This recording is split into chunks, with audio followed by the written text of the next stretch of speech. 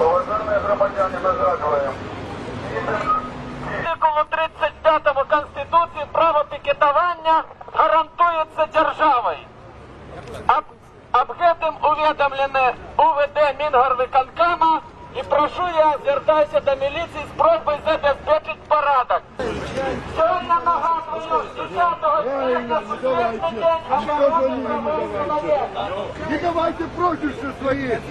Вы не должны представляться им. Города Минска по адресу город Минск, второй велосипедный переулок, кабинет номер 1 для разбора совершенного вами административного правонарушения. Начальник Ленинска РОВ А.В. Манюк. 10.12.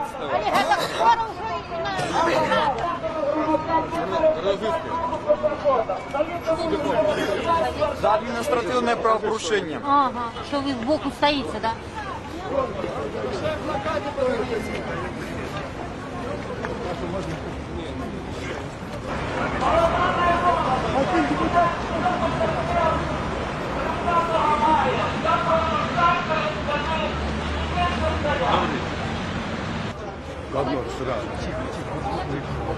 В Білорусі немає таких слов, нам не треба сварити.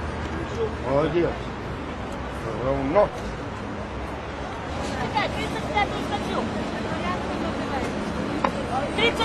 Уважаемые граждане, проведение сегодняшней акции не санкционировано.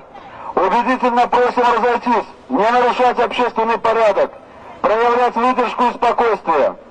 Напоминаем, что нарушение установленного порядка проведения акции не санкционировано.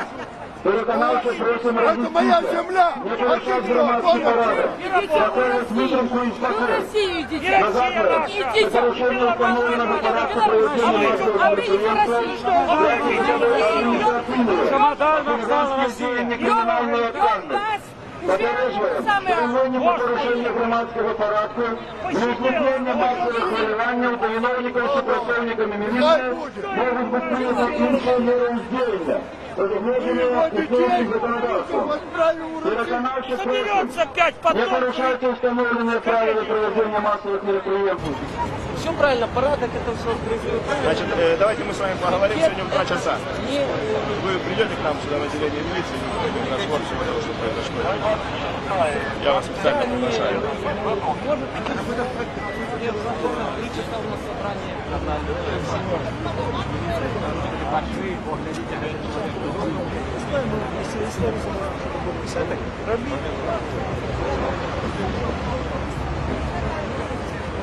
У гэты день у 48-м году была принята усеагульная декларация правов человека. В отповедности с Конституцией Республики Беларусь шерох молодежных организаций Беларуси, их активисты ладят пикет у оборону своих социальных, культурных и политических правов. Нагадаю, что в отповедности с Конституцией Республики Беларусь 1994 года право пикетования гарантуется державой.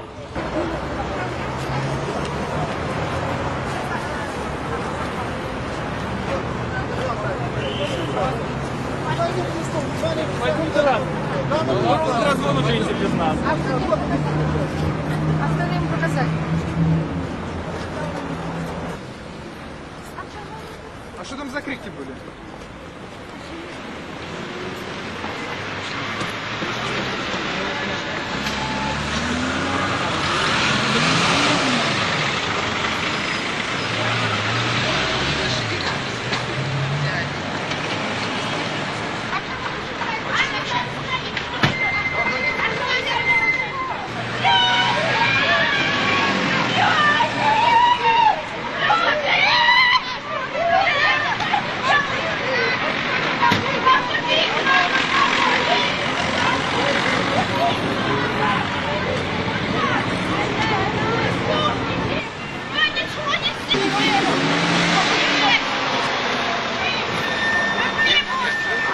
Фотографируй его.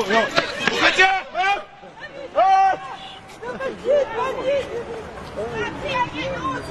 догоним.